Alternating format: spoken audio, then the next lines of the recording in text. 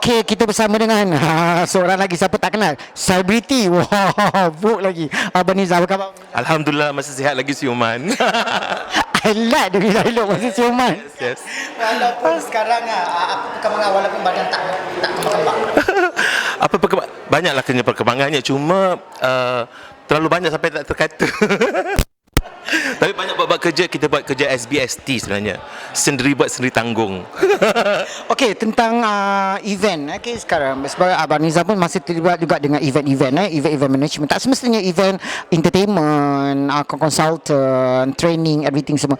Terkesan tak apabila dengan COVID-19, apabila kerajaan telah menguatkuasakan PKP? Pasti sebab industri event ini ataupun industri program ini adalah industri yang memerlukan orang, penyertaan. Jadi bila tidak dapat dibuat, jadi kita sudah kehilangan sumber untuk kita dapatkan pulangan bagi kita menjalankan aktiviti kita dan mendapatkan pulangan. Jadi oleh kerana itu bila berlakunya COVID-19 ini, maka dia menghentikan aktiviti. Jadi akhirnya kita tidak ada sumber lain sebab terhenti begitu dan abrupt, ya kata orang tu, tiba-tiba. Jadi memanglah terkesan sangat sampai sekarang, ya. Satu, kita kena faham di dalam suasana sekarang ini, pertama ialah syarikat-syarikat yang buat event kan, yang buat program ini perlu survive, perlu hidup. Dan kerana kalau tidak nanti setahun, sebulan, dua nanti habis. Ada yang akan lingkup. Jadi kita nak menyelamatkan itu, mereka perlu hidup. Keduanya ialah kita juga kena faham bahawa dalam realiti sekarang ini COVID-19 tak berhenti. Hari ini kita buat, besok dia tutup, tidak. That means maksudnya ialah masa depan ini bagaimana keadaan COVID itu kita tak dapat menentukan. Yang menentukanlah keadaan COVID itu sendiri. COVID lah yang akan menentukan jangka masa, timeline. Jadi oleh kerana itu kita kena mengambil kira realiti itu. Satu segi kita tak dapat kontrol. Kerajaan ke baik industri tidak dapat menguasai COVID-19. Tetapi yang boleh sekarang ni kita kena minta juga kewujudan kita ni berterusan. Jadi oleh kerana itu bila kita fikir kemudian bagaimana kita nak buat event, penganjuran program dalam keadaan suasana COVID itu.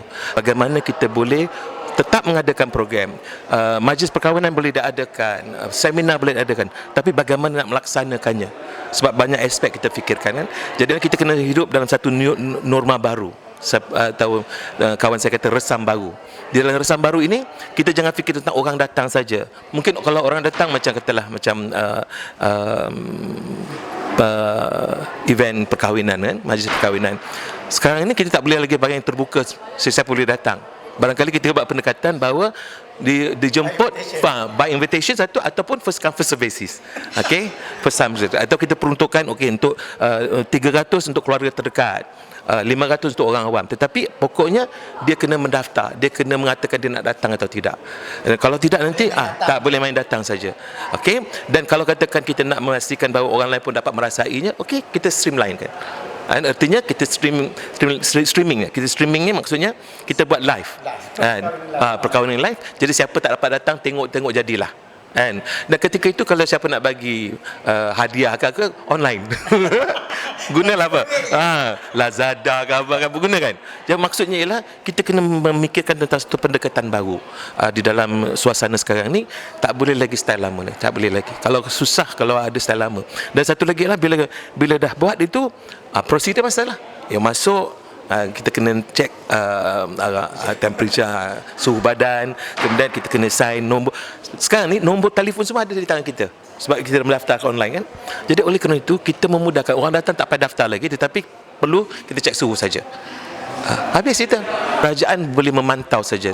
Dia tidak akan memberi kita duit dan sebagainya, tidak. Industri kena membina ini sendiri kerana ini kita punya bisnes kan, perniagaan kita. Jadi kita kena sediakan ini semua. Kita yang tahu. Yes, betul. Tetapi kerajaan hanya memberikan kita pengesahan.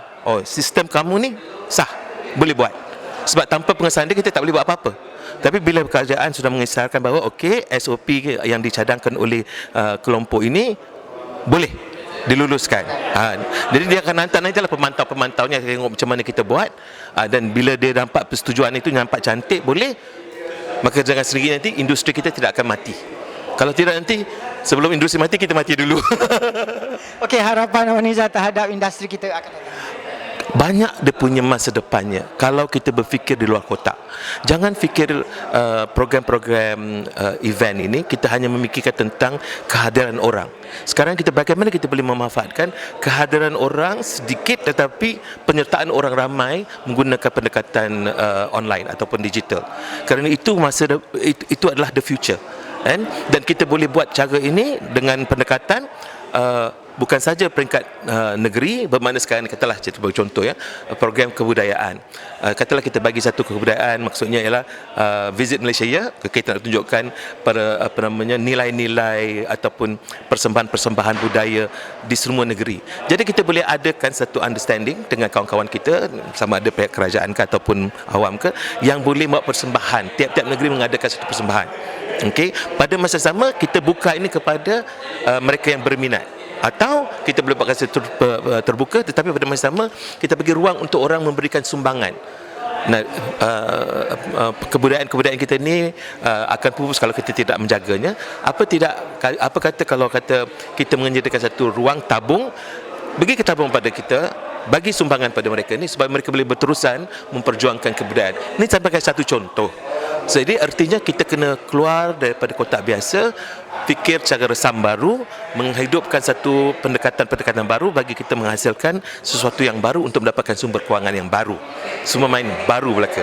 Tak boleh lagi lama-lama lagi. Walaupun orangnya mungkin orang lama. Terima kasih.